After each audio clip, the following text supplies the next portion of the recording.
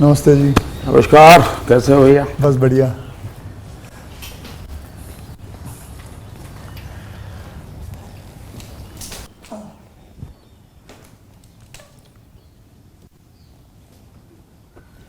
आज मैं आपको बताऊं कि मुझे मौका मिला यहाँ हमारे प्रधानमंत्री के घर पे आने का और इनसे बातचीत करने का। तो मैं कोई पॉलिटिकल क्वेश्चंस नहीं लाया हूँ। मुझे जानना है कि as a person, as a human being, एक इंसान के नाते हमारे जो प्रधानमंत्री हैं वो कैसे हैं, क्या खाते हैं, क्या बातचीत, मतलब उनकी पूरी दिन में जो सब चीज़ें होती हैं, मतलब पॉलिटिक को छोड़ के उसके बारे में मैं उनसे जानना चाहूँगा। तो सबसे पहले सर, आपका बहुत बहुत धन्यवाद करना चाहता हूँ कि आपने मौका दिया है आपसे बात करने का। मुझे अच्छा लगा कि हम 2400 घंटे राजनीति की बातों में ही उलझे रहते हैं, तो आपने हल्की फुल्की बातें और अपॉलिटिकल बातें करने के लिए इच्छा जताई है। मैं नहीं जानता हूँ दर्शकों को कितनी रुचि होगी, लेकिन ज़रूर मैं खुल कर के बातें बताना पसंद करूँगा। नहीं, बहुत लोग बहुत कुछ जानना चाहेंगे आपके बारे में, क्योंकि आपके पर्सनल मतलब जो लाइफ होती है, कि जैसे कि मैं आपको बताऊं, मेरा ड्राइवर है, उसकी बेटी, मैं उसको पूछ रहा था कि बेटे, तो अगर नरेंद्र मोदी जी को, हमारे प्रधानमंत्री को कोई क्वेश्चन पूछना चाहेगी तो क्या पूछना चाहेगी? तो कमाल का सवाल उसने पूछा कि क्या हमारे प्रधानमंत्री आम खाते हैं? ये भी उसका क्वेश्चन है कि आम खाते हैं, और अगर खाते हैं तो क्या काट के खाते हैं या ऐसे गुठली के साथ खाते हैं? मतलब होता है ना, वॉश बेसिन के ऊपर खड़े होके गुठली के साथ आम खाना, उसका मजा ही कुछ और होता है। तो मैं जानना चाहूँगा कि आप आम खाते हो सर? एक तो मैं आम खाता भी हूँ और आम खाना मुझे बहुत पसंद भी है। अच्छा। और गुजरात में आम रस की परंपरा भी है। वो तो बहुत। लेकिन जब मैं छोटा था तो वैसे तो कोई आम वाम खरीदना वरीदना तो हमारे लिए कोई उस प्रकार की कोई लग्जरी हमारे फैमिली थी नहीं। लेकिन कभी खेतों में चले जाते थे तो हमारा देश का जो किसान है बड़ा उदार रहता है। कोई खेत में आकर के खाता है तो कभी रोकता नहीं है, चोरी करता है तो रोकता है। तो आम के पेड़ पर जो पके हुए आम थे वो खाना हमें ज़रा ज़्यादा पसंद था। यानी उतारने के बाद पकाया हुआ नहीं, नेचुरल कोर्स में पका हुआ, और फिर पूरा का पूरा। अच्छा, तब तो ये हाइजीनिक की कोई समझ भी नहीं थी कि धोना चाहिए, टिकना करना, कुछ नहीं समझते थे, ऐसा ही अपना कर लेते थे। लेकिन बाद में जैसे जैसे बड़े तो कई वैरायटियों के विषय में जानने लगे, आम रस खाने की आदत लगी। लेकिन इन दोनों मुझे कंट्रोल करना पड़ता है। अच्छा, अभी फिलहाल कंट्रोल अब फिलहाल में मुझे सोचना पड़ता है कि इतना खाऊं या न खाऊं। नरेंद्र जी, मैं आपसे ये पूछना चाहूँगा कि आपने कभी सोचा था कि आप प्रधानमंत्री बनेंगे? कभी आपने सोचा था? और सोचा भी था तो कौन से साल में, कौन सी उम्र में आपने सोचा था कि मैं इस देश को चलाना चाहूँगा? कभी ऐसा विचार नहीं आया। अच्छा। और सामान्य लोगों के मन में बात गले नहीं उतरती है। शायद जो बन जाते हैं वो सबके जीवन में ऐसा होगा। मैं नहीं मानता हूँ कि यानी कोई एकदम फैमिली ही उसी प्रकार से बैकग्राउंड वाली हो और किसी के मन में इच्छा जगती हो तो बहुत स्वाभाविक है। वरना मेरा जो फैमिली बैकग्राउंड है उसमें तो अगर मुझे कहीं अच्छी सी नौकरी की भी मिल गई होती तो शायद मेरी माँ अड़ोस पड़ोस के लोगों को गुड़ खिला देती कि चलो भाई बेटे को वहाँ नौकरी मिल गई। क्योंकि उससे ज़्यादा हमने तो कुछ सोचा नहीं था, गांव के बाहर कुछ देखा नहीं था। ये तो ऐसे ही यात्रा चल पड़ी और देश मुझे लेता चला गया। तो अपने आप ही बनते चले गए, सब कुछ जिम्मेवारी आती गई। बहुत ही मतलब नेचुरली रहा है इसमें।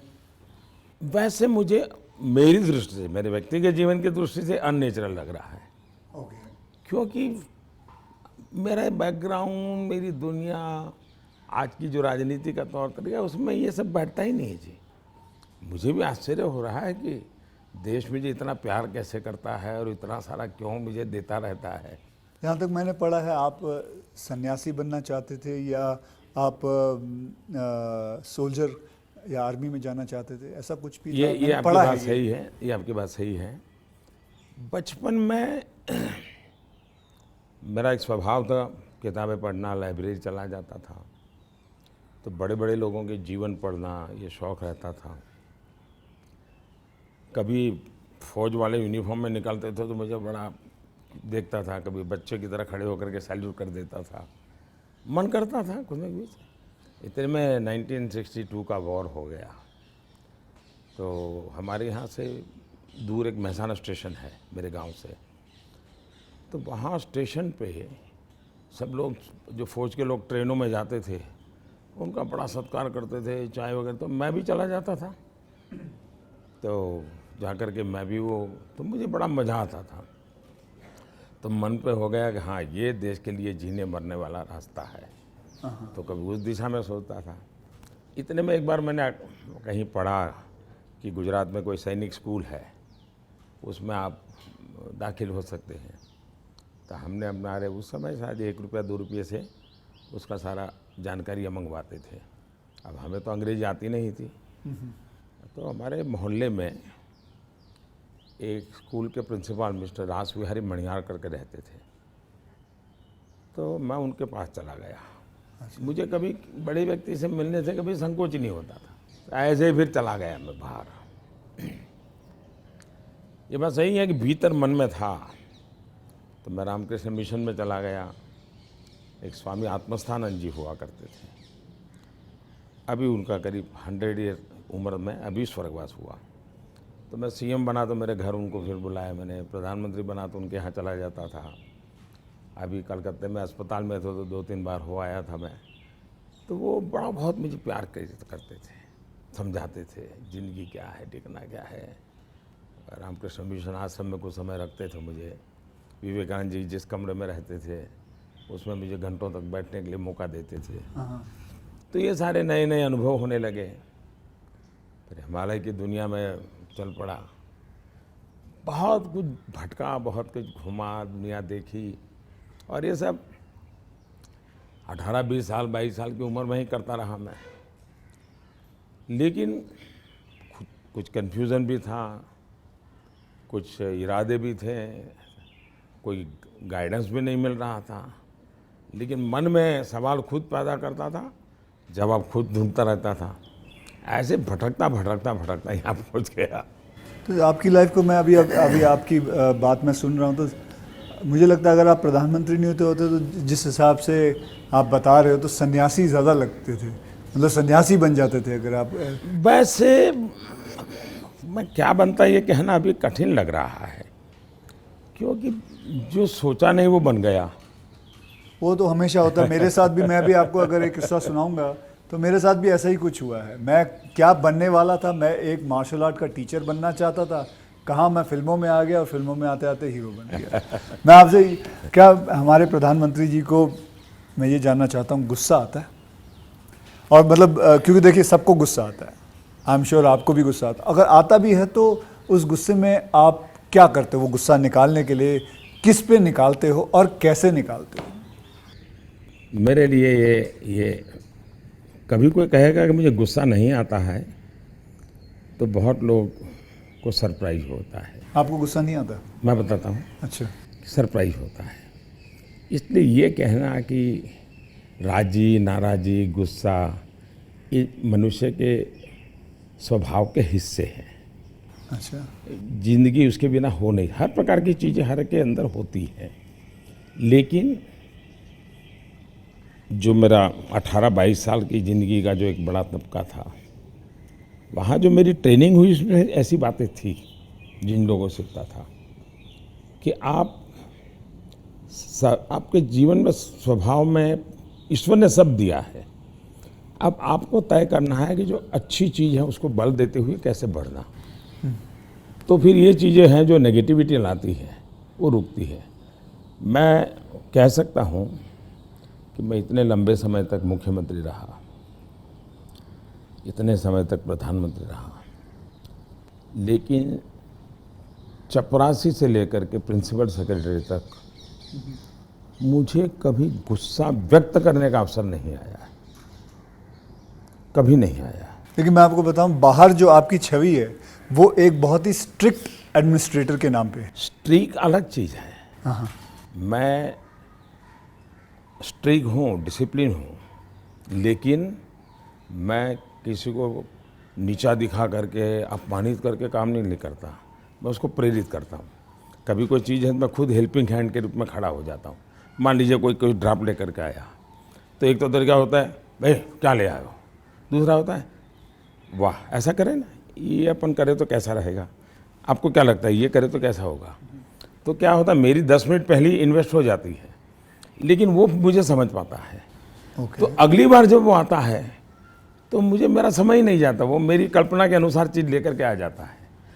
तो एक प्रकार से मैं, कोई लेके आता है तो उसमें से सीखता भी हूँ और सिखाता भी हूँ, और मैं अपनी टीम बनाता चल जाता हूँ। तो मेरे प्रेशर हैं, स्ट्रेस हैं, वो नीचे नीचे नीचे डिवाइड होते चले जाते हैं। ओके। तो मेरे पास कुछ बचता ही नहीं है। तो मतलब आपको गुस्सा नहीं आता? मैं अंदर तो होता होगा, मैं व्यक्त तो करने से अपने आप को बहुत रोक लेते हो? होता क्या है जी, कभी मान लो एक मीटिंग में आपने गुस्सा कर दिया तो मीटिंग का एजेंडा वगैरह सब छूट जाता है। हर एक के मन पे वो 2-3 मिनट की समय रहता है, वही छाया रहता है, वो बहुत नुकसान करता है जी। तो मैं जैसे मुझे गुस्सा आता है तो मैं आपको बताऊं, गुस्सा एक निकालना बहुत अच्छी बात है। मैं छोटा मुँह और बड़ी बात, मैं आपसे बहुत छोटा हूं, और मैं कहूँगा कि आप है ना गुस्से को जो है अंदर ना रखे, उसे निकाले। जैसे मैं निकालता हूँ, क्या करता हूँ, एक बॉक्सिंग बैग घर पे रखा हुआ है, जितना हो सकता है सुबह 4:30-5 बजे मार लेता हूँ और अपना गुस्सा निकाल लेता हूँ, और फिर थक हार के बस, या कभी समुद्र किनारे चला जाता हूँ और जोर से चीखता हूँ, कोई भी नहीं होता है। नहीं, इसके लिए एक अलग तरीका है। अच्छा। मन की स्थिति के लिए। ओके। एक तो होता है चेहरे पर, बॉडी पे गुस्सा आना और शब्दों में व्यक्त होना। दूसरा होता है आपके इमोशंस को। मैं अपने अंदर एक चीज़ डेवलप की थी, ऐसी कोई घटना है जो मुझे पसंद नहीं आई है और मेरा मन करता है कि ऐसा क्यों हुआ। कभी होता था मेरे साथ ऐसा क्यों हुआ, कभी होता था मैंने ऐसा क्यों किया, मुझे ऐसा नहीं करना चाहिए था। और कभी ईगो बीच में आता है तो मैं व्यक्त भी नहीं करता हूँ, भाई आई एम सॉरी, मेरे से ये गलती हो गई, मनुष्य है।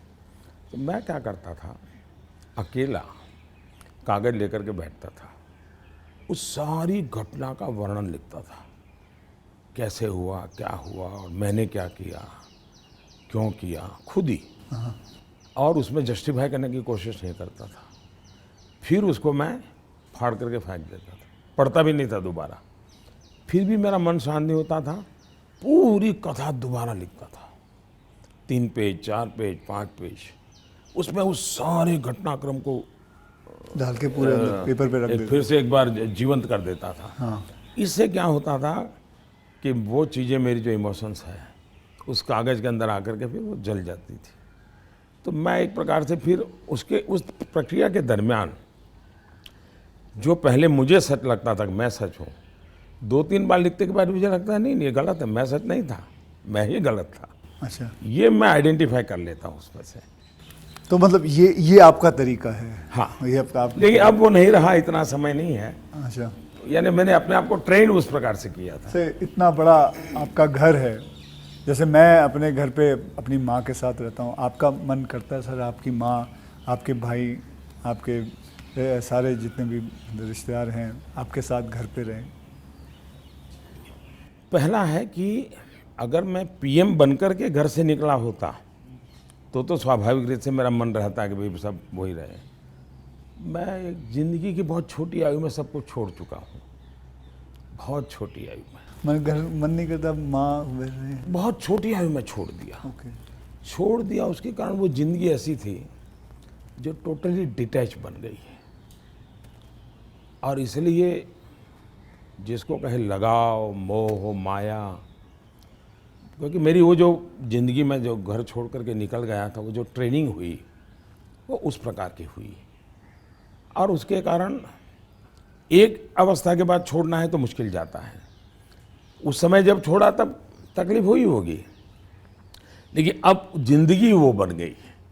लेकिन फिर भी कभी माँ को बुला लिया था मैंने, कुछ दिन उनके साथ बिताए थे। अच्छा। मैंने, पर फिर भी जैसे मेरी माँ मुझे कहता है भाई तुम मेरे पीछे क्यों समय खराब करते हो, और मैं यहाँ क्या करूँगी तुम्हारे साथ रह के। मैं अपना चली जाती हूँ, मैं अपने पुराने गांव के जो लोग हैं कभी यहाँ मिलने आते तो बातें होती है, अपनी बातें होती, तुम्हारे साथ मैं क्या बात करूँ। तो स्वाभाविक है किसी का मन मेरे साथ नहीं लगेगा। तीसरा, मैं भी समय नहीं देता। जितने दिन माँ यहाँ रही तो मैं अपनी शेड्यूल में ही लगा रहता था, तो एक आध बार साथ में खाना खा लेता था। फिर मुझे भी कभी पेन होता था कि मैं रात को 12 बजे आता हूँ तो माँ को दुख हो रहा है कि क्या कर रहा है। मुझे अभी भी याद है, मैं आपसे जब पहली बार जब मैं मिला था, तो मैं गुजरात में आपसे पहली बार मिला था जब आप वहाँ सीएम थे। तो उस वक्त एक या दो मतलब मैंने आपको एक दो चुटकुले सुनाए थे और आपने भी मुझे एक चुटकुला सुनाया था। तो मैं ये जानना चाहता हूँ कि आपका ह्यूमर अब प्रधानमंत्री बनने के बाद इंटैक्ट है? आप ह्यूमर, मेरे परिवार में मेरी एक तो विशेषता मैंने है। जैसे आपको बताया, आपकी छवि बहुत स्ट्रिक्ट है। आपका मतलब मैंने आपके जो साथ में जो काम करते हैं, कई लोगों से ऐसे ही बातचीत करते वक्त वो बातें, यार बड़ा काम करवाते हैं। तो वो जो एक बहुत स्ट्रिक्ट एडमिनिस्ट्रेटर, एक स्ट्रिक्ट हेडमास्टर, ऐसा लगता है मतलब हाथ में छड़ी होगी उनके। तो अभी भी आपका ह्यूमर एक बात तो ये जो छवि बनाई गई वो सही नहीं है। अच्छा, वो अलग बात है। सही नहीं है। और कोई ये कहता है कि मैं काम करवाता हूँ, शायद वो सही रूप में एनालिसिस नहीं कर रहा है। जी, वो ये कहे कि हाँ काम बहुत करना पड़ता है, उसमें सच्चाई है। ओके। लेकिन मैं किसी को दबाव नहीं करता हूँ। लेकिन वो जब खुद मुझको देखते हैं, पहले जैसे ऑफिस से आमतौर पे प्रधानमंत्री 6-7 बजे निकल जाते थे, दोपहर में भी 1-2 घंटे वो ऑफिस में नहीं रहते थे। मैं सुबह से जाता हूँ, देर रात तक बैठता हूँ, तो वो भी देखते हैं कि भाई ये खुद मेहनत करते हैं। तो फिर उनको लगता है कि ये कोई हमसे मजदूरी नहीं करवाते, वो खुद बैठते हैं। तो कोई काम है तो मैं रात को 11 बजे फ़ोन करूँगा, अरे भाई उसका क्या हुआ, तो उनको लगता है कि ये अभी भी काम कर रहा है। तो एक प्रकार से एक टीम का स्पिरिट बन जाता है, एक वर्क कल्चर आप डेवलप करते हैं। मेरे आसपास में एक वर्क कल्चर डेवलप होता है और वो मैं खुद काम करता रहता हूँ, उसके कारण होता है। स्ट्रिक्टनेस, डिसिप्लिन थोपने से नहीं आती है, क्योंकि मैंने ह्यूमन रिसोर्स डेवलपमेंट में ही अपनी ज़िंदगी खपाई है। आप लोगों को अच्छा झूठ बोल कर इम्प्रेस भी नहीं कर सकते हो लंबे अरसे तक। वो सब देखते हैं आपको कि या बात ऐसी करते हो, करते ऐसे हो। तो आप जैसे हैं वैसे रहो और उनसे काम करिए। हाँ, मैं काम के समय काम में रहता हूँ, इसलिए इधर उधर की बातें समय ख़राब नहीं करता हूँ मैं। दूसरा, मान लीजिए मैं मीटिंग कर रहा हूँ और कोई मोबाइल फ़ोन अपना समय बिगाड़ रहा है, तो मैं फिर उनकी तरफ जा, अच्छा बताइए अभी मैं जो विचार कह रहा था क्या हुआ, तो उनका ध्यान नहीं था। तो उनको लगता था मोबाइल फ़ोन में मैं ट्विटर देख रहा था। तो तब से मेरी मीटिंग में लोग समझ गए कि मोबाइल फ़ोन लेके नहीं जाना चाहिए। मैं किसी से भी मिलता हूँ, कोई भी व्यक्ति आएगा, मेरा कभी बीच में फ़ोन नहीं आता है जी। मैं किसी को नहीं कहता। मानता हूँ, मैं भी आपसे 2-3 बार मिला हूँ, आपने मतलब इट इज। तो ये मैंने डिसिप्लिन खुद के जीवन में लाया, तो सामने वाले को लगता है कि यार ये टोटली मेरे लिए डेडिकेटेड टाइम था, इन्होंने कोई उपयोग नहीं किया। इन चीज़ों का एक प्रभाव पैदा होता है। जहाँ तक ह्यूमर का सवाल है, मेरे परिवार में हमेशा एक कल्पना थी, कभी पिताजी राजी नाराज़ी हुए हो, कभी छोटी मोटी हो, तो हमेशा मैं पूरे माहौल को एक आधे मिनट में हल्का कर देता था। ये मेरा एक स्वभाव था। आज भी मुझे वो करने का मज़ा आता है, शब्दों से खेलना वगैरह। पर अब क्या हो गया है जी, हर चीज़ के अलग अर्थ निकाले जाते हैं, आधा अधूरा वाक्य उठा करके उछाल दिया जाता है। तो अब डर लगता है कि कहीं जा कर के, इरादा वो नहीं होता है, हंसी मजाक कहावत सब होना चाहिए, लेकिन अब दुरुपयोग हो जाता है तो डर लगता है। आज ये सोशल मीडिया की वजह से लोग कोई भी शब्द कोई भी उल्टा सीधा करवा के, सोशल मीडिया के बजाय टीआरपी वाले, परेशानी टीआरपी वाले करते हैं। तो आप जरा अपना ह्यूमर को बचा के रखते हो, लेकिन अपने दोस्तों के साथ, आपके जो दोस्त हाँ, वो तो आज भी चलता है जी। मेरी कैबिनेट मीटिंग का ब्रीफिंग होता है, तो मेरे जो जूनियर अफसर हैं, वैसे वो बेचारे संकोच करते हैं, क्योंकि उनके लिए पीएम जो एक ऑरा बना हुआ है दुनिया में, वो तो बड़ा अलग है। मैंने वो ऑरा रखा नहीं है, मैं दोस्ताना करता हूँ, तो मैं उनको चुटकुले सुनाता रहता हूँ कभी कभी। सर ऑपोजिशन पार्टी में आपके कोई दोस्त हैं? बहुत दोस्त हैं, बहुत अच्छे दोस्त, आप अभी भी उनके साथ कभी चाय पीना? बहुत अच्छे दोस्त हैं। हम लोग साल में 1-2 बार साथ खाना भी खाते हैं। अच्छा। हाँ, अब वे खैर वो फॉर्मल होता है, क्योंकि लेकिन हम तो कहते हैं- कैमरा में देखते हैं, हम तो मीडिया के सामने, मीडिया जो दिखाती है हम तो वही देखते हैं, हमको तो पता ही नहीं एक होता ये। बहुत पहले की बात है, जी। तब तो मैं मुख्यमंत्री भी नहीं था, नहीं किसी काम से मैं शायद पार्लियामेंट गया था, और गुलाम नबी आज़ाद और मैं बड़े दोस्ताना अंदाज में गप्पे मार रहे थे। फिर हम बाहर निकलते तो मीडिया वालों ने पूछा, कह रहे यार आप लोग इतने पक्के दोस्त। तो मारते हो, फिर तुम तो बोले आरएसएस वाले हो, ये गुलाम नबी से तुम्हारी दोस्ती कैसे है? हाँ। तो फिर गुलाम नबी ने अच्छा जवाब दिया। हम दोनों खड़े थे, वो कहा देखो भाई, बाहर जो आप लोग सोचते हो ऐसा नहीं है। शायद एक फैमिली के रूप में हम लोग जितने जुड़े हुए हैं सभी दल के लोग, हाँ। वो शायद बाहर कल्पना नहीं कर सकते। आपको हैरानी होगी, और वैसे मैं ये बोलूँगा तो चुनाव में मेरा नुकसान भी हो सकता है लेकिन ये ममता दीदी हाँ। साल में आज भी मुझे 1-2 कुर्ते खुद सिलेक्ट करने जाती है, और मेरे लिए 1-2 कुर्ते भेजती है। अच्छा। हाँ। that is something very big to know about.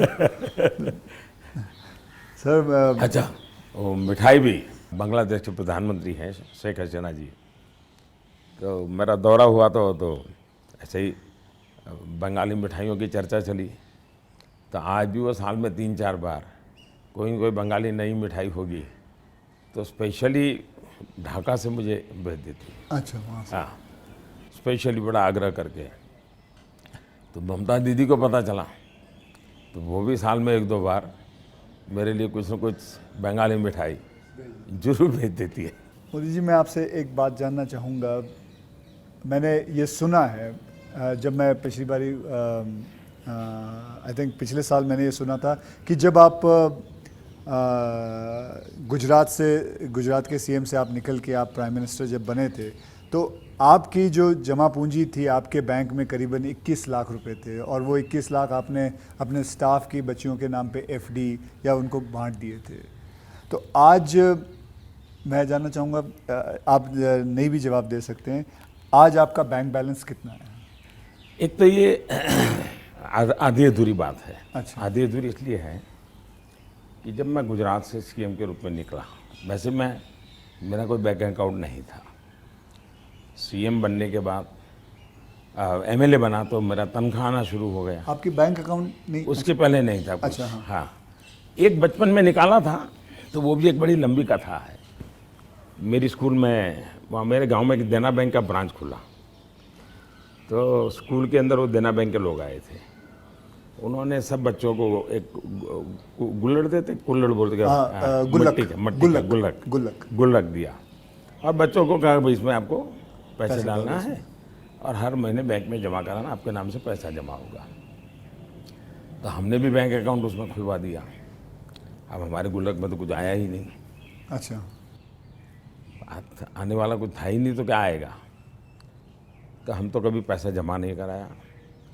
अब गांव छोड़ के चले गए हम, बैंक में हमारा अकाउंट बना रहा, तो उनको हर साल वो कैरी फॉरवर्ड करना पड़ता था, लिखा पढ़ी करनी पड़ती थी। तो वो मुझे ढूंढते रहते थे कि इसका बैंक अकाउंट बंद करना है, इसको बुलाए कहाँ से। तो शायद 30-32 साल तक वो बना रहा, और उनको कहीं पता चला बाद में कि मैं अब पॉलिटिक्स में हूँ, तो बैंक वाले मेरे पास आए, बोले साहब जरा सिग्नेचर कर दीजिए, आपका एक बचपन का बैंक अकाउंट पड़ा हुआ है, हमको बंद करना है। अच्छा। तो मेरी बैंक अकाउंट से दुनिया ये रही। लेकिन जब मैं सीएम बना, एमएलए बना, तो फिर जो वेतन मिलता है वो आना शुरू हो गया, तब बैंक अकाउंट खुल गया। मैंने तो कभी वो देखा नहीं है, मेरा स्टाफ देखता था। जब मैं निकला वहाँ से, तो मैंने हमारे अफसरों को बुलाया। मैंने कहा भाई ये मेरा तो है नहीं, मैं ले जाके क्या करूँगा, मुझे तो कोई उपयोग है नहीं, तो मैं ये दे देना चाहता हूँ। तो उन्होंने कहा कि भाई ऐसा मत कीजिए। मैंने कहा भाई मैं करूँगा क्या इसे ले जा कर। तो खैर अफसर लोग मेरी इज्जत करते थे तो ज़्यादा बहस नहीं की, चले गए। शाम को एक सीनियर अफसर को लेकर के आए मिलने के लिए। फिर उन सब ने तीन लोग थे, ये समझाया कि बोले देखो मोदी जी, ठीक है आपको ज़रूरत नहीं पड़े, लेकिन आपके ऊपर इतने कोर्ट केसेस चल रहे हैं गुजरात में, वकील भी इतने महंगे होंगे हैं, आपको कभी न कभी पैसों की ज़रूरत पड़ेगी। और पद पर तो कब रहोगे, कितना रहोगे आप, और बाद में बोले कोई नहीं देगा आपको। तो हमारी प्रार्थना है कि तो ऐसा मत कीजिए। तो मैंने कहा क्या करूं? बोले ठीक है आपकी इच्छा है तो कुछ हिस्सा दीजिए। तो उसमें से मैंने फिर 21 लाख रुपया दिया। अच्छा, उसमें से? हाँ, ओके। मेरे अपने जेब से दे दिया। और मैंने कहा कि ये जो हमारा सेक्रेटरीट है उसमें जो ड्राइवर है, हाँ, प्यून है, उनकी खास करके बच्चियाँ, उनको ये शिक्षा दीक्षा के लिए खर्च करना। अभी वो फाउंडेशन शायद बनाया हुआ है गुजरात सरकार ने, और उसमें से वो मदद कर भी रहे हैं। फिर वहाँ मुझे एक सरकार की तरफ से एमएलए को एक प्लॉट मिलता है, ओके। पैसों से मिलता है लेकिन कम खर्चे पैसों में। में, हाँ। वो प्लॉट मिला तो मैंने पार्टी को कहा भाई ये ले लो आप, मैं आपको दे देना चाहता हूँ, मुझे कुछ चाहिए नहीं। तो मेरी वो प्रक्रिया चल रही थी। फिर पता चला कि वो मामला तो कहीं सुप्रीम कोर्ट में लटका पड़ा है, शायद वो ज़मीन किसी को दे नहीं सकते, इस प्रकार का कुछ है। वो मुझे पूरा याद मालूम नहीं, क्योंकि मैं इस चीज़ों में रुचि नहीं लेता। लेकिन जब भी वो क्लियर हो जाएगा तो मैंने वो भी पार्टी को देना तय किया हुआ है। साहब सच में गुजराती है ना, क्योंकि गुजराती जो होते हैं वो पैसों के लिए बहुत सही रहते हैं। मतलब मैं नहीं मानता कि मतलब आपने अपना प्लॉट दे दिया, आपने पैसे दे दिए, तो आप, क्योंकि मैं आपको अगर आप इजाज़त दे तो मैं एक छोटा चुटकुला सुनाना चाहता हूँ। जी जी जी। एक गुजराती आदमी था, बुज़ुर्ग आदमी था, वो मर रहा था। तो वो कहता है मेरी गुजराती ज़रा इतनी ठीक नहीं है, लेकिन वो कहता है कि मारो दीकरो क्यों छे, मतलब मेरा बेटा तो बेटा अगर डैडी हूँ यहाँ छू, मारी दीकरी क्या छे, डैडी हूँ यहाँ छू, मेरी बीवी कहाँ है, मैं भी यहाँ हूँ, आप तीनों यहाँ हैं तो दुकान पे कौन है? तो सारे के सारे इधर ही आ गए हो, तो मेरे दुकान पे कौन है? क्योंकि मैं मानने को तैयार नहीं हूँ कि, क्योंकि मैंने देखा है गुजरात, मेरे बहुत सारे गुजराती दोस्त हैं, गुजराती जो होते हैं वो अपने पैसों को बहुत सही संभाल के रखते हैं, वो अपने पैसों से दूर नहीं रहते। मैं आपको एक चुटकुला सुना दूँ। चलो ठीक है, ये बहुत बड़ी ओके। हमारे यहाँ चुटकुला चलता है कि एक बार प्लेटफॉर्म पर ट्रेन आई, रेलवे ट्रेन में। हाँ, तो ऊपर ही बर्थ पे कोई पैसेंजर सोया हुआ था। तो उसने देखा स्टेशन आया, तो उसने खिड़की में आवाज़ लगा के बाहर किसी को पूछा कि भाई कौन सा स्टेशन आया। तो उसने कहा 4 आना दोगे तो जवाब दूंगा। तो बोले जवाब की जरूरत नहीं, अहमदाबाद होगा। समझ गया मैं, बिल्कुल। तो ये बिल्कुल बात सही एक है। और एक बताता हूँ, ये किसी की आलोचना करने के लिए नहीं है, लेकिन कोई भी अर्थ निकाल सकता है, और ये सत्य घटना में से बना हुआ चुटकुला है।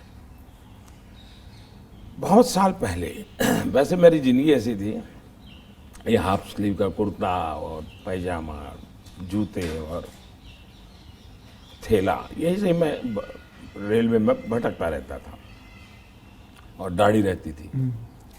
तो मैं पुणे स्टेशन पे उतरा। अच्छा। और कोई मेरे पास ज़्यादा सामान तो था नहीं, मेरा एक वो झोला था, एक अखबार था हाथ में। तो मैं पैदल चला जा रहा था, मुझे पुणे में आरएसएस दफ्तर में जाना था। तो मैं पैदल ही जा रहा था, तो एक ऑटो रिक्शा वाला धीरे धीरे धीरे धीरे साथ चलता गया। फिर करीब 100-200 मीटर गया होगा, और उसने, मेरा ध्यान गया, मैं कही ऐसे कैसे चला रहा हो स्लोली मेरी स्पीड से। मैंने कहा भाई आपकी ऑटो रिक्शा खराब है, क्या प्रॉब्लम है आपका? तो उसने कहा साहब आप नहीं बैठोगे? मैंने कहा क्यों, मैं तो पैदल जा रहा हूँ। तो बोले आप समाजवादी हैं? मैं कहा नहीं, मैं तो अहमदाबादी हूँ। हाँ, तो मैंने कहा क्यों समाजवादी क्यों? ये बोले समाजवादी लोग, बोले हमारे पुणे के समाजवादी जो लोग हैं वो स्टेशन में पब्लिक के सामने ऑटो रिक्शा में नहीं बैठते हैं, दूर जाके गुपचुप बैठ जाते हैं। ऐसा क्यों? लोगों को इम्प्रेशन रहे कि वो मेहनत करते हैं, सादगी वाले हैं। ओके, अच्छा। तो बोले मुझे भी लगा शायद आप समाजवादी हैं तो औरों की तरह आप भी थोड़ी देर के बाद बैठ जाओगे। हाँ। तो बोले इसलिए मैं चल रहा था। तो जब उसने मुझे पूछा आप समाजवादी है तो मेरा तुरंत जवाब था मैं अहमदाबादी हूँ। आइए सर, एक थोड़ा चलते चलते बात करें आपसे। सर, आपसे मैं पूछना चाहता हूँ कि अगर आपको कभी एक अलादीन का चिराग मिल जाए और जिन कहे कि आपके 3 विशेस हैं, तो वो आपके 3 विशेस क्या होंगे? देखिए, अलाउद्दीन चिराग मुझे मिल जाए और सचमुच में उसके पास ताकत होगी जी। तो मैं उसे कहूँगा कि तुम जितने भी ये समाजशास्त्री हैं या जो एजुकेशनलिस्ट हो उनके दिमाग में भर दो कि भावी पीढ़ी को ये अलाउद्दीन चिराग वाली कथा सुनाना बंद करें कि ऐसा कोई अलाउद्दीन होता है और वो इच्छाएं पूरी करता है। मैंने कहा उसको मेहनत करना सिखाओ। मैं कभी एक्सपेक्ट नहीं कर रहा था आप ये जवाब दोगे। मुझे लगा आप कोई 3 विशेस आप सोचोगे कि क्या है 3 विशेस, लेकिन ये एक बहुत ही सही तरीका है। आलसपना जो होता है वो यही चीज़ों से आता है। यार आई विश मुझे ये मिल जाए, बैठे बैठे मिल जाए। तो ये जो आपने जो किया हुआ है, ये जो कहा हुआ है, बिल्कुल सही कहा हुआ है। ये मूलतः बाहर से आया हुआ चिंतन है जी, मैंने रिसर्च नहीं किया है। हाँ हाँ। ये हमारे यहाँ मूल चिंतन ऐसे नहीं है। मूल चिंतन तो हमारे यहाँ परिश्रम का है जी। हमारे यहाँ ये नहीं है कि भाई ऐसे ही कुछ आकर को कोई दे देगा, ऐसा नहीं है जी।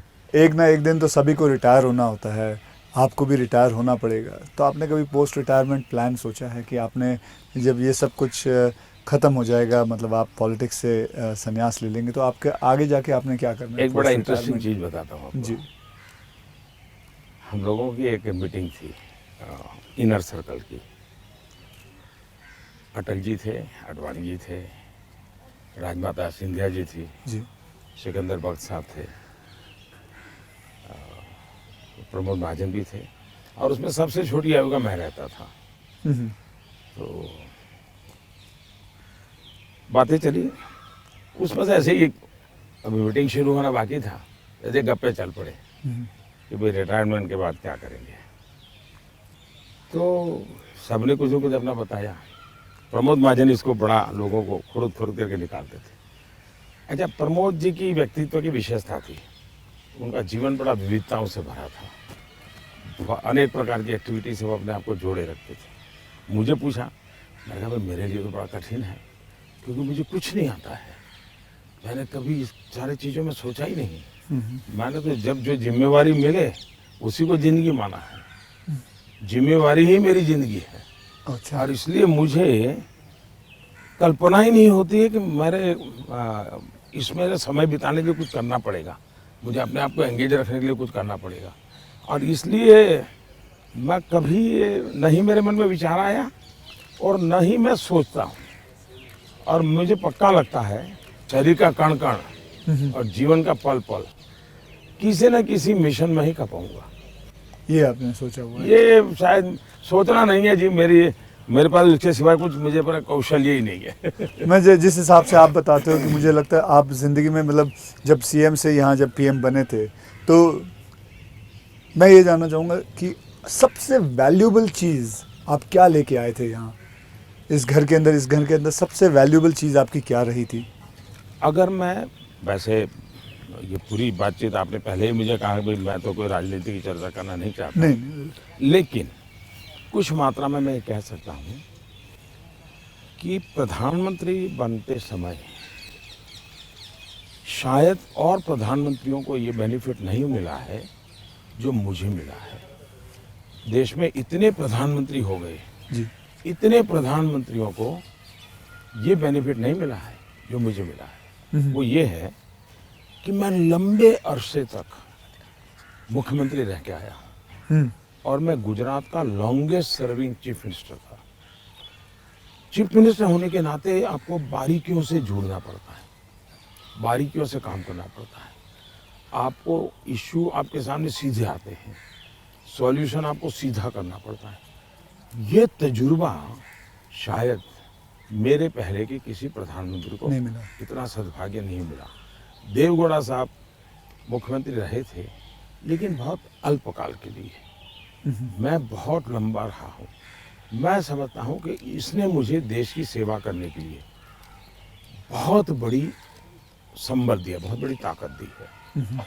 ये मैं अपना एक मान सकता हूँ कि वहाँ से मैं लेकर के आया, ये जो देश के काम आ रहा है। आप जैसे मैं जानता हूँ, जैसे मैं आपके एक स्टाफ मेंबर से भी बात कर रहा था, आप 3 या 4 साढ़े 3 घंटे ही सोते हैं। मतलब 7 घंटे तो सोना एक अमूमन एक शरीर को चाहिए चाहिए, आप 3.5 घंटे ही सोते हो। ये 4 बात घंटे ये सोते बात आपकी सही है। मेरे जो जितने मेरे साथी हैं, मेरे जानने वाले लोग हैं, या हमारे जो अब सरकार में आया हूँ तो डॉक्टर भी रहते हैं, उन सबका मेरे से एक ही आग्रह रहता है कि मेरी नींद में बढ़ाऊं। राष्ट्रपति ओबामा जब मुझे मिले तो वो भी सबसे पहले मेरे से इसी के में उलझ गए। बोले मोदी जी क्यों ऐसा करते हैं? बोले मैं, हम दोनों अच्छे दोस्त हैं जी। तू तारीख करके बुलाते हैं एक दूसरे को। तो तू ऐसा क्यों करता है जी? तुझे आज पता नहीं है, ये तेरा नशा है काम का, तुम करते रहोगे, लेकिन तुम अपना नुकसान कर रहे हो। और वो जब भी मिलते हैं कि तुम मेरी बात मानते हो कि नहीं मानते हो, कि नींद बढ़ाई कि नहीं बढ़ाई। अब पता नहीं मेरा एक बॉडी साइकिल ऐसा हो गया है। मतलब आपको नींद आती ही नहीं है 3.5-4 घंटे के बाद? नहीं, नींद जो है मेरी इतने कम समय में पूरी हो जाती है। स्ट्रेस की वजह से तो आप उठ नहीं जाते हो कि अब मुझे काम नहीं करना नहीं है? नहीं नहीं नहीं, मैं इतना नॉर्मली देखा है आपने कि कोई भी व्यक्ति उठता है तो हाथ पैर इधर उधर करता है, आंखें ऐसे ऐसे करता है। मेरा कुछ नहीं, आंख खुलती है, फ्रिक्शन ऑफ सेकंड मेरा पैर जमीन पे होता है, मैं उठ जाता हूँ। हाँ, उठता मैंने बिस्तर पे उठता वैसा नहीं, बिस्तर से भी बाहर होता बाहर हो हूँ मैं। जाता है। अब ये हो सकता है वो मेरी जो 18-22 साल के कालखंड में जिस जिंदगी को मैं जी रहा था, जी। उसमें से शायद ये डेवलप हुआ है। अब वो मेरे शरीर का वो हिस्सा बन गया है। तो अच्छा। लेकिन मैं, जैसा आपने कहा रिटायर्ड होने के बाद क्या करोगे, तो पहला काम मैं नींद कैसे बढ़ाऊं, हाँ। इस पर सोचूंगा। कहाँ बैठोगे?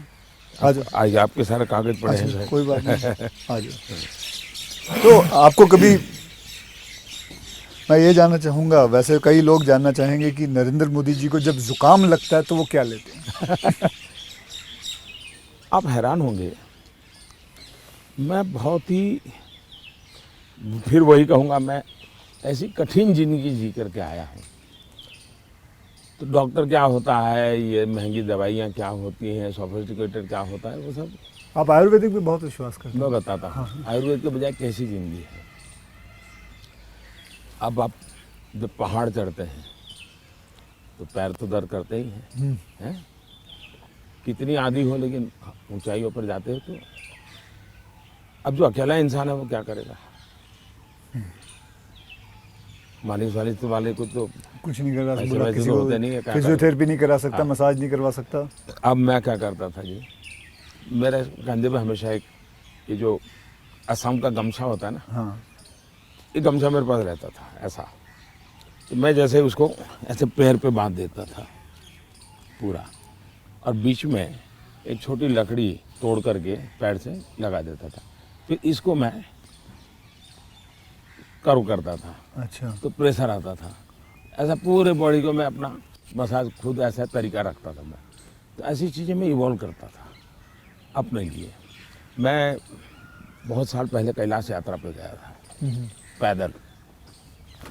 टोटल यात्रा करीब 1000 किलोमीटर का था, पैदल गया। कुछ और भी लोग थे, बड़े धनी लोग भी वहाँ कभी कभी यात्रा में आते थे। अब बहुत बड़े बड़े महंगे वो चमड़ी बचाने के लिए सब लेकर के आए हुए थे। मेरे पास तो कुछ था, मेरे पास कैस्टर ऑयल था, और वो भी रॉ, सीधा वो घानी से निकाला हुआ, तो उसकी स्मेल भी बहुत ख़राब होती है। तो मैं उसी को लगाता था। अब ये लोग 5वें-6ठे दिन मुंह नहीं धो सकते थे, क्योंकि उनकी चमड़ी जल करके चीर करके लटक गई थी। तो वो बड़े परेशान रहते थे। और मुझे कुछ नहीं होता था, बोला मैं तेज तर्रार रहता था। तो मुझे पूछने लगे कि आप क्या करते हो? बोला कहा कुछ नहीं भाई, कैस्टर ऑयल लगाता हूँ मैं। तो रात को हम जब पहाड़ चढ़ करके रात्रि मुकाम होता था, ये मेरे पास आ जाते थे, हर कोई एक एक बूंद कैस्टर ऑयल मेरे से ले जाता था। जुकाम होता है तो मैं गर्म पानी पूरा समय पीता हूँ, गर्म पानी, गर्म पानी। उसमें दूसरा, कोई शहद या कुछ? कुछ नहीं, सिंपल गर्म पानी। दूसरा, हो सके तो फास्टिंग करता हूँ। अच्छा, फास्टिंग यानी एकदम से सिवाय पानी कुछ नहीं, एक दो दिन 24 घंटे 48 घंटे, ज़्यादा नहीं करना पड़ता। तीसरा, ये सरसों का तेल होता है, उसको थोड़ा गर्म करके रात को 2-3 बूंद डाल देता हूँ। जलन बहुत होती है, लेकिन ये मेरा 1-2 दिन में क्लियर कर देता है। तो ऐसे ही जीने की आदत है। मैं कुछ चीज़ें करता हूँ, वो मैं पूछना चाहूँगा आपसे। मैंने चीज़ फॉलो की है, जिसको कहते हैं कि 7-12-5 × 40, यानी 7 बजे मैं ब्रेकफास्ट कर लेता हूँ, 12 बजे मैं अपना लंच खा लेता हूँ और 5 बजे डिनर खा लेता हूँ। और × 40 यानी कि जब भी एक गस्सा खाता हूँ उसे 40 बार चबाना है। तो ये मैंने अपने शास्त्रों में पढ़ा है, कई लोगों से बात की है, तो आप इससे सहमत हैं? बिल्कुल सहमत हूँ, और ये बिल्कुल सही रास्ता आपने चुना हुआ है। हमारे देश में मूल आदत यही है। हाँ, ये वेस्टर्न जो वर्ल्ड आया, उसने फिर धीरे धीरे इसमें ये बदलाव किया कि लोग,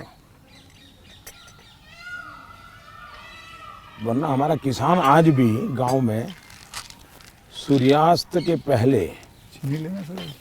मैं नहीं लेता जी, नहीं, सूर्यास्त के पहले थैंक यू। खाना खा लेता है।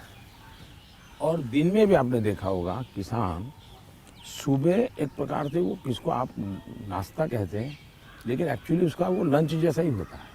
हाँ, वो काफ़ी मात्रा में बड़े बड़े रोटी और सब्जी या चटनी कुछ लेकर के खेत चला जाता है। दिन में थोड़ा सा लेकर के उसकी पत्नी सर पे कुछ रख करके जाती है। वो पूरा भोजन नहीं होता है, हाँ, हाँ। थोड़ा होता है। ये आज भी हमारे देश में परंपरा है ये।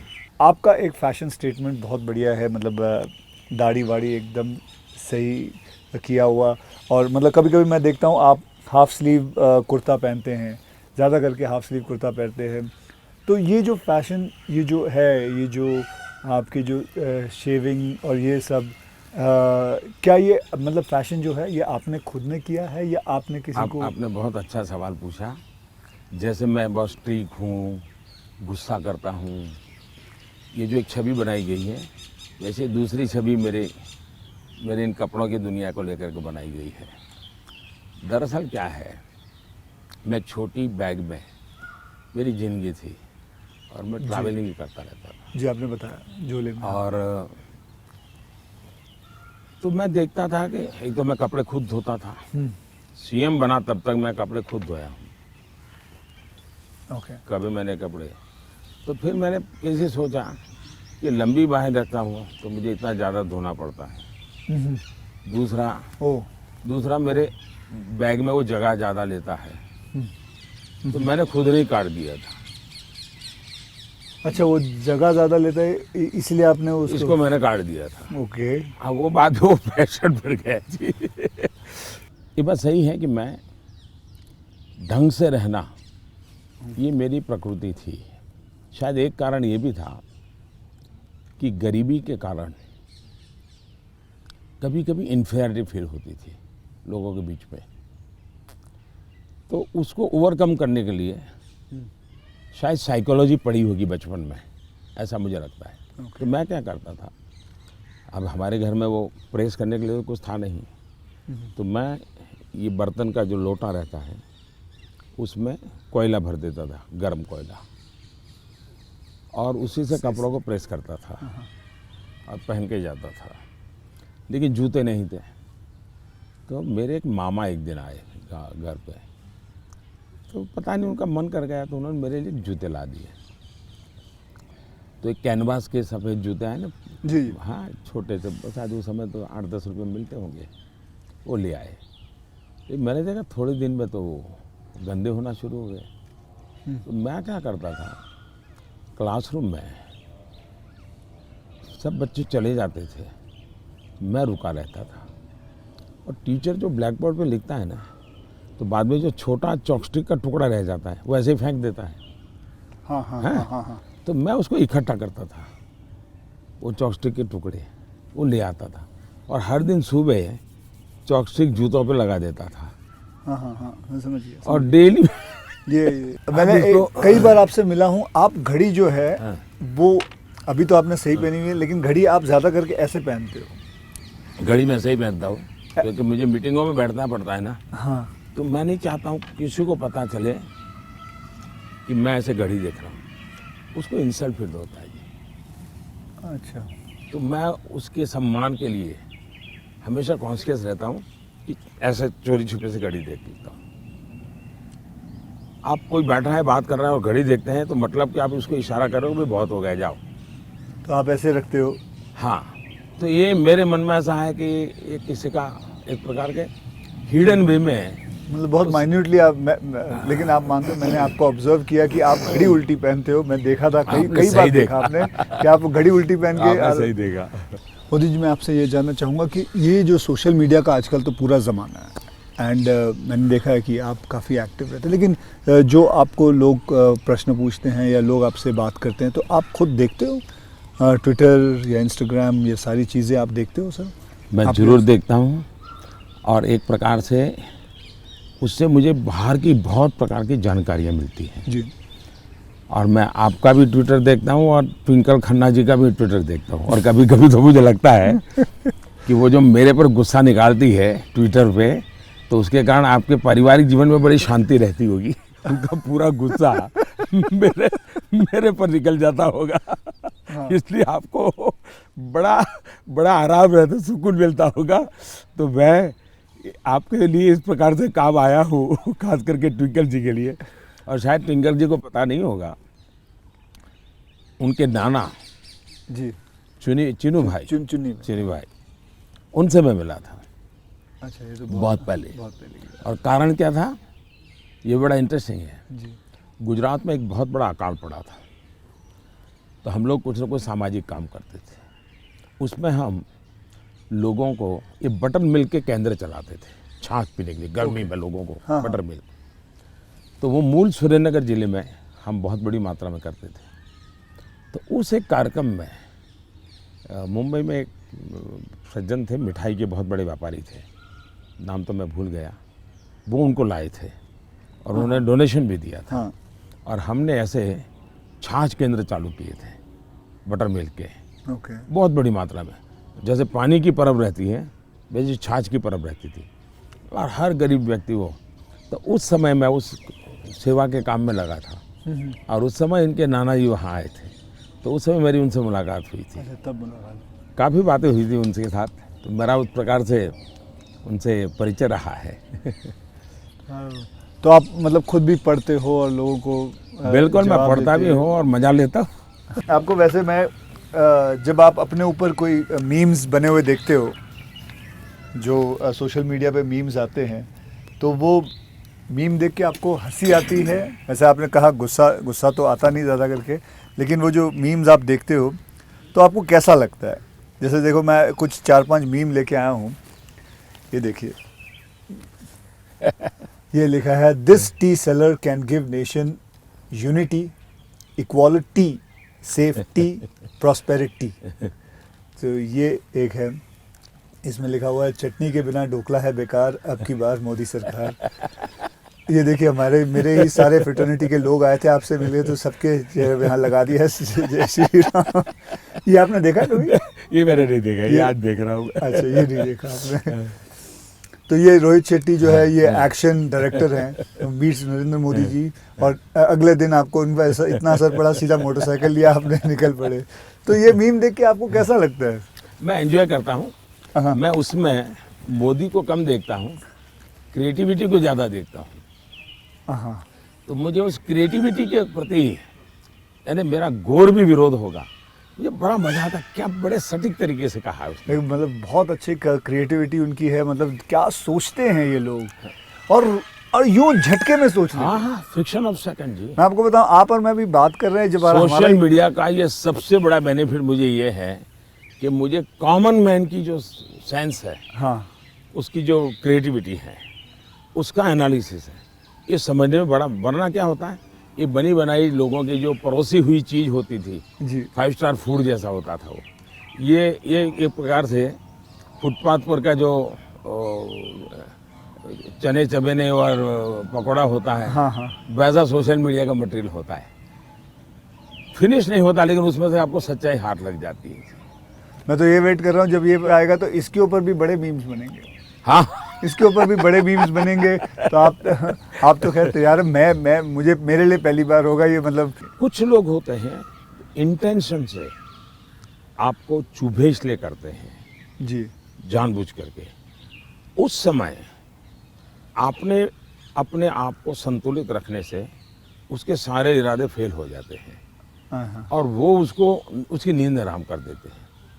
अगर आप उसको रिएक्ट करते हैं, रिस्पॉन्ड करते हैं, तो उसको मज़ा आ जाता है। लेकिन देखा छोड़ दिया तो उसकी नींद खराब है। मैंने इतनी मेहनत की, इतना मोदी जी के बाल नोचने वाली चीज़ की, मोदी को कोई हो ही नहीं रहा है, तो वो परेशान हो जाता। हाँ, फिर वो अपना बंद भी कर देता है थोड़ी देर बाद।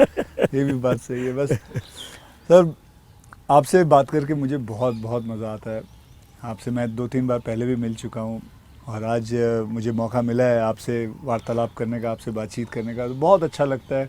As a human being and not as a prime minister, as a human being you are a lovely person, you are a person जिसने ज़िंदगी में सब कुछ देखा है, झेला है, पाया है और खोया भी है, और सैक्रिफाइस आपकी ज़िंदगी के, मैं ये मेरा एनालिसिस है जो मैं आपसे अभी बात करके मेरा एनालिसिस है कि आपके ज़िंदगी के आपने बहुत सैक्रिफाइसेस भी किए हैं। So we are glad, I am glad that मुझे ये मौका मिला है आपसे बातचीत करने का। क्या आप मंथली आपकी जो सैलरी में से कुछ आप अपनी माता जी को भेजते हैं? ऐसा है कि हमारी माता जी खुद मुझे देती हैं आज भी। अच्छा, वो भेजती हैं? आज देती है, देती नहीं, जब भी मिलने जाऊंगा तो ₹1.25 वो पक्का मेरे हाथ में देती है आज भी। अच्छा, और वो हमसे कभी अपेक्षा नहीं करती, कभी अपेक्षा नहीं करती, उनको ज़रूरत भी नहीं है। दूसरा, शायद मैं एक ऐसा मुख्यमंत्री भी रहा और एक ऐसा प्रधानमंत्री रहा हूँ, मेरे परिवार पर का कोई खर्चा सरकार पर नहीं है, वरना बाकियों को परिवार का मेडिकल हेल्प मिलता है सब, मेरे परिवार कुछ लेता नहीं, कुछ नहीं लेता है। मैंने, हाँ, ये बात है, बिल्कुल बिल्कुल। तो ये एक प्रकार से, लेकिन इसका मतलब ये नहीं कि कोई माँ के प्रति लगाव नहीं है, ऐसा नहीं है, लेकिन जीवन ही ऐसा बन गया है कि मैंने अपने आप परिवार, पूरा देश को अपना परिवार बना लिया है, इसी में लगा रहता हूँ, यही काम करता रहता हूँ। मोदी जी, मैं ये जानना चाहूँगा कि आपको, मतलब बचपन में ऐसा कौन सा खेल था जो आप खेलते थे? मैं बचपन में संघ की शाखाओं में जाता था। अच्छा, संघ की शाखाओं में बड़े अच्छे वैज्ञानिक खेल होते हैं, अच्छा, बड़े वैज्ञानिक, जिसमें टीम स्पिरिट आए, जिसमें जैसे एक खेल होता है, ये सब सर्कल में बैठते हैं, फिर जो ये हमारा लीडर होता है वो पूछता है कि आपकी राइट साइड पे जो बैठा है उसकी एक क्वालिटी बताओ। ओके। अब है तो खेल, लेकिन आपको उसके कारण कॉन्शियसनेस आता है कि हाँ भाई दूसरे के गुणों को देखना चाहिए। अब खेलते खेलते ही डेवलपमेंट होता है इंसान का, और इसलिए मुझे बचपन में संघ की शाखाओं में खेलों के द्वारा टीम स्पिरिट क्या होती है, रिस्पॉन्सिबिलिटी शेयर करना क्या होता है, ये खेल है संघ में, बहुत बढ़िया खेल है। वो परंपरागत खेल है, कोई संघ वालों ने ढूंढे ऐसा मैं नहीं कह रहा हूँ, ये बहुत बहुत काम आते हैं। दूसरा, मैं योगा से ज़्यादा जुड़ गया, फिजिकल एक्टिविटी के रूप में कहे तो, लेकिन मैं इंडिविजुअल खेल के बजाय ग्रुप वाले खेल को हमेशा पसंद करता रहा, क्योंकि वो एक प्रकार से आपके व्यक्तित्व को अलग से डेवलप करते हैं। जो इंडिविजुअल खेल होता है वो आपको एक अलग प्रकार का डेवलपमेंट करता है, वो गलत करता है ऐसा मैं नहीं कह रहा हूँ, लेकिन अलग प्रकार का करता है। टीम के अंदर खेलने से अलग प्रकार का होता है, आपको एडजस्ट करना पड़ता है, आपको साथ चलना पड़ता है, आपको किसी की लीडरशिप करनी होती है, आपको सबॉर्डिनेट को संभालना होता है। तो ज़िंदगी जीने के लिए ग्रुप वाले गेम्स खेलने चाहिए। ओके। इंडिविजुअल कितना ही हम बड़े चल जाएं, लेकिन ग्रुप वाले खेल जरूर खेलना चाहिए, ये मेरा मत रहता है। मुझे आपने कभी गुल्ली डंडा खेला है? बिल्कुल खेलता था गुल्ली गांव डंडा में। खेलते हाँ, हमारे यहाँ गांव में खेलते थे। फिर कंचे खेलते थे। हाँ, लेकिन ज़्यादातर मैं तैरने के लिए चला जाता था, मुझे पानी पसंद था, अच्छा। तो तैरने के लिए चला जाता था। दो कारण थे, एक तो मेरे परिवार के सारे कपड़े मैं धोता था, परिवार के सभी सदस्यों के। अच्छा।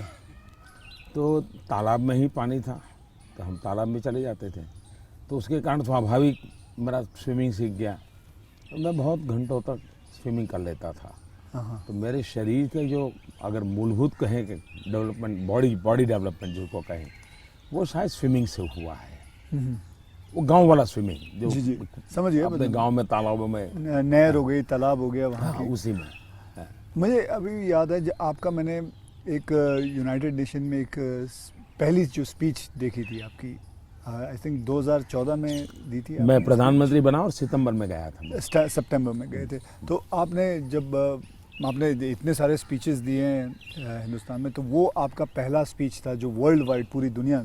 तो वर यू नर्वस? क्या मेरे प्रधानमंत्री नरेंद्र मोदी जी नर्वस थे उस दिन? मेरा प्रॉब्लम ओवर कॉन्फिडेंस का है। अच्छा, उल्टा था? उल्टा था। और हुआ क्या कि मैंने मन में सोचा था कि ये मेरा फ्रेमवर्क रहेगा बोलने का। जब जहाज़ में यहाँ से जा रहा था, हमारे अफसरों ने मुझे ब्रीफिंग भी किया था। जब मैं अमेरिका पहुँचा तो हमारी फॉरेन मिनिस्टर सुषमा जी, उनकी मीटिंगें ज़्यादा होती थी, तो उनको पहले जाना पड़ता है, तो पहले गई हुई थी। तो पहुँचने के बाद ही मेरा कोई दूसरे दिन कार्यक्रम था, तो मेरा नेचर है, मैं होटल से उतरता हूँ तो पहले मीटिंग कर लेता हूँ। तो ब्रीफिंग के लिए सब बैठे थे, तो सुषमा जी ने पूछा कि साहब आपका भाषण वगैरह, मैंने कहा कर लेंगे, क्या है। तो वो अड़ गई। उन्होंने बड़ा आग्रह नहीं कि बोले साहब ऐसा नहीं चल सकता। अच्छा, अफसर लोग बोल नहीं पाते थे मुझसे, किसी ने मुझे कहा भी नहीं था। बोले यहाँ एक्सटेम्पो भाषण नहीं करना चाहिए, बोले लिखित स्पीच होना चाहिए। मैं कहा मैं तो न किसी को लिखने के लिए कहा है, न मैंने लिखा है, मैं तो हर जगह वैसे ही करता हूँ। खैर काफ़ी दिन हमारी आधा घंटा तक बहस होती रही, लेकिन उन्होंने बिल्कुल पकड़ कर रखा, नहीं साहब इसमें आपकी नहीं चलेगी, आपको मानना पड़ेगा। तो मैंने कहा क्या करेंगे ये? तो मैंने कहा मैं अपना बता देता हूँ मुझे क्या बोलना है। तो मैंने वहीं पर उस दिन मैंने कहा इसके आधार पर आप बना दीजिए। फिर वो स्पीच तैयार हुई। अब मुझे स्पीच प्रॉब्लम नहीं था, पढ़ना ये प्रॉब्लम था। मतलब पढ़ना यानी कि पढ़ कर के बोलना, वो मैंने कभी आपको देखा मुझे नहीं है। बहुत दिक्कत होती है जी, बहुत दिक्कत होती है। मेरा थॉट प्रोसेस इतना तेज चलता है। तो मेरा वो पहला भाषण जो है, हाँ, वो पढ़ कर के मैं किया हुआ हूँ, यानी एक्चुअली पढ़ रहा हूँ मैं। आपने देखा होगा मेरे हाथ में कागज है। तो ये अच्छा, सबसे पहले मुझे नेपाल प्रधानमंत्री बनने के बाद तो वहाँ भी मैं एक्सटेम्पो बोल दिया था, और वो भाषण आज भी मशहूर है जी। आज भी मशहूर है भाषण। नेपाल में पहला भाषण था। तो एक्सटेम्पो वाला भाषण आपका हमेशा, मैंने कभी वैसे देखा नहीं तो आपको मेरे लिए फिर वो ये इस प्रकार की जो मीटिंगें होती हैं उसमें ये बहुत आवश्यक हो गया। बाद में मुझे भी ध्यान में आया कि भाई ये देश का मसला होता है, कोई इधर उधर शब्द न चला जाए। तो फिर खैर मुझे उस डिसिप्लिन को फॉलो करना चाहिए। लेकिन मेरे पहले भाषण का मेरा अनुभव ये है। ठीक है। अच्छा, फिल्में देखते हैं? अभी नहीं देख पाता हूँ। लास्ट फिल्म कौन सी देखी? लेकिन मेरे गांव में एक थिएटर था जी। और मेरा एक दोस्त था दशरथ करके, उसके पिताजी थिएटर के बाद सिंह चना बेचते थे। अच्छा। और हम गांव वाले उनको लक्ष्मण भाई थिएटर वाला बोलते थे। वो बेचते थे तो चना से, तो उनसे हमारा परिचय था। तो हम वहाँ जाके बैठते थे, और अगर थिएटर में दर्शक कम है और जगह बची है तो फिर वो थिएटर के बाहर ही बैठते थे। तो वो मालिक को कह देते कि जरा इन बच्चों को बिठा दो ना। तो फिर वो मुफ्त में हमको थिएटर में जाने का मौका मिल जाता था। वो लक्ष्मण भाई जो सिंह चना बेचते थे उनके कारण। तो मैं और हमारा वो दोस्त है दशरथ, तो हम दोनों जाके बैठ के मूवी देखते थे। तो बचपन में मूवी देखने का यही एक हमारा तरीका था। बाद में तो ज़िंदगी ऐसी बन गई तो कोई मौका नहीं मिलता। लेकिन शायद एक अमिताभ बच्चन जी आए थे जब मैं सीएम था, तो उनका बड़ा आग्रह था एक पा फिल्म शायद, जी बिल्कुल। तो देखने के लिए उनके साथ में चला गया था। एक बार अनुपम जी खैर आए थे, उन्होंने टेररिज्म तब को भी आप लेकर के एक CM फिल्म ही थे। बनाई थी, सीएम था मैं, टेररिज्म को लेकर के एक फिल्म बनाई थी, वेडनेसडे शायद, हाँ वेडनेसडे। हाँ, तो वो मैं उनके साथ देखने चला गया था। तो ऐसा कुछ हुआ है, लेकिन वो भी ज़्यादा लेकिन अब नहीं, पीएम बन के बिल्कुल नहीं, अब तो आपके वक्त भी नहीं मिलता होगा। बिल्कुल नहीं कर पाया। अब आपने बिल्कुल ज़रा नहीं सा कर भी पाया। क्या मैंने एक फिल्म बनाई थी, आपको मैंने हल्का सा कुछ बताया भी था पहले कि टॉयलेट एक प्रेम कथा पे फिल्म बनाई थी। और मैं खुद देख नहीं पाया, लेकिन मैंने लोगों को बहुत कहा हाँ वो कि देखो भाई सामाजिक जीवन पर कैसे फिल्में चल सकती है और बन सकती हैं। हाँ वो कमर्शियल हिसाब हाँ, से मैंने पूरे हाँ, बनाए थे, हाँ, बल्कि गाने वाने वगैरह ये हाँ, माँ पिता सब कुछ उसमें रखा हुआ था। और नहीं, असली कथा पे मैसेजिंग, था। सोशल मैसेजिंग था, वो अच्छा था। हाँ। हाँ तो लेकिन खैर वो तो मैंने रियल लाइफ में किया था, लेकिन आपने रियल लाइफ में करीबन 9 करोड़ से भी ज़्यादा टॉयलेट्स बनाए हैं।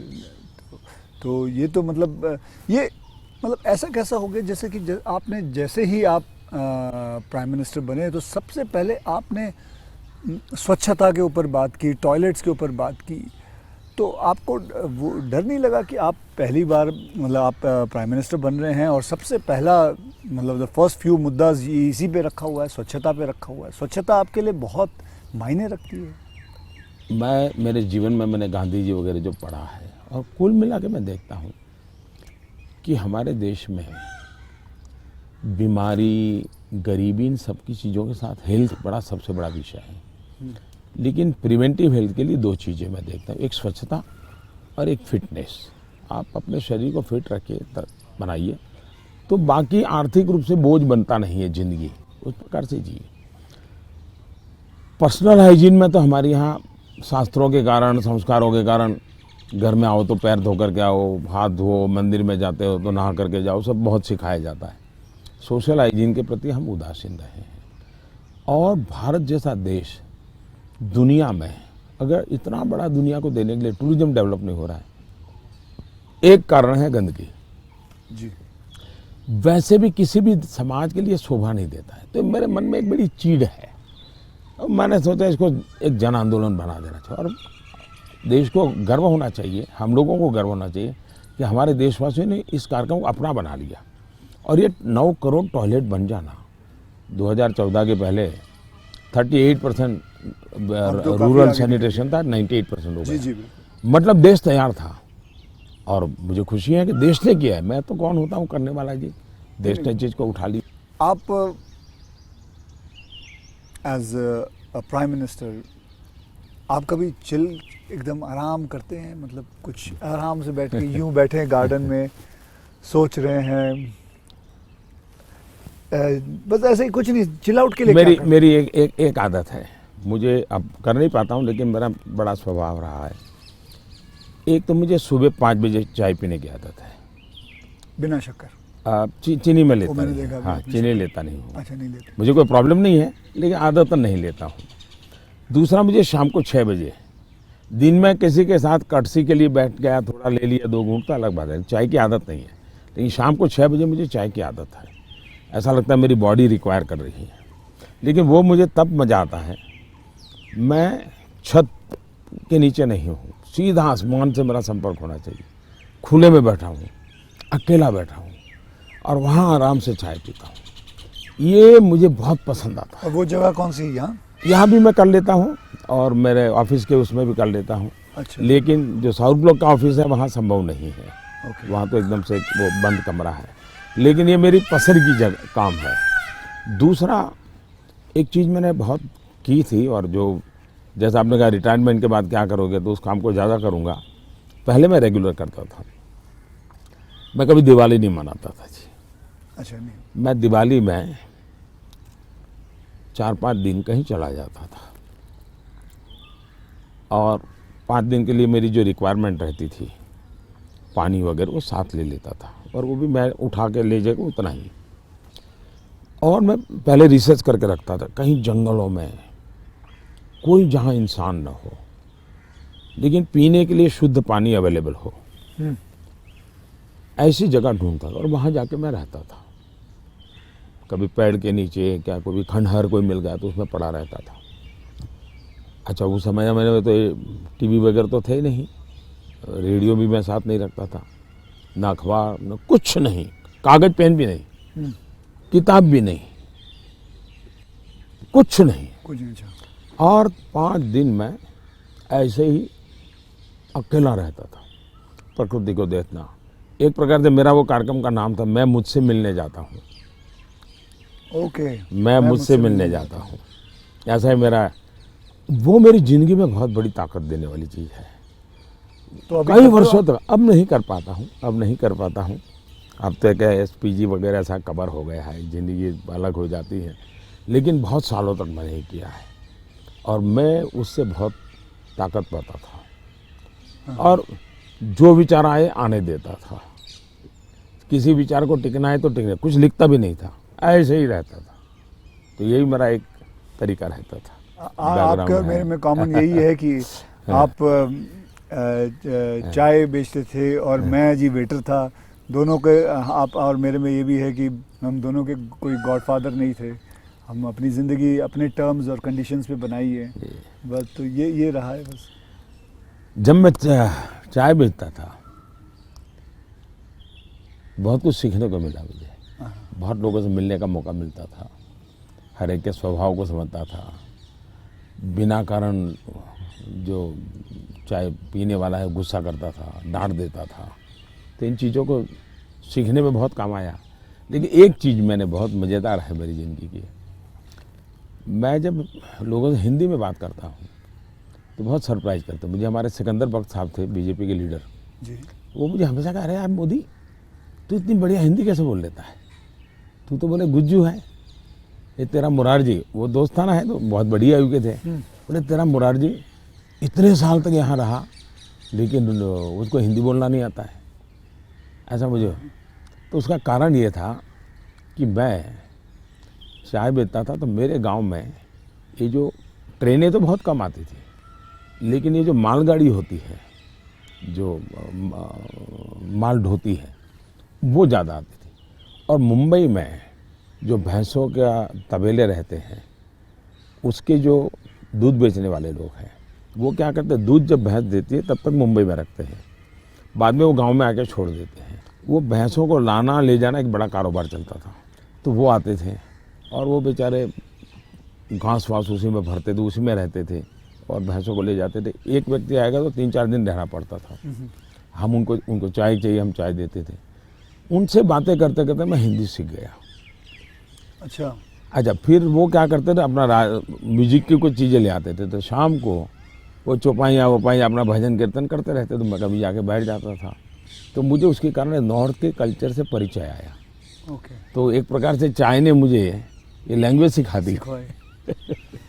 तो आप ये जो सॉन्ग की बात आई, आप कभी कोई हिंदी गाना गुनगुनाते हो अकेले में? गुनगुनाना तो नहीं होता है, लेकिन मैं जब चाहता तो मेरे मन पे जो कुछ गीत है, ज्योति कलश छल के, या ये पवन वेग से उड़ने वाले घोड़े, ऐसे जो गीत थे बहुत पुराने, तो बहुत अच्छे लगते थे। आज के कोई गाने नहीं गुनगुनाते? आज तो पता ही नहीं मुझे। मुझे आपसे बात करके चलिए, बहुत मज़ा आया। देश की लोगों के लिए काम आएगा कुछ बातें नई नहीं, ये बहुत सारी चीज़ें काम में आएंगी, इसमें बहुत सारी चीज़ें। लेकिन मुझे अच्छा ये लगा कि ये चुनावी आपाधापी तू मैं के बीच ये भी एक कुछ पल होता है। तो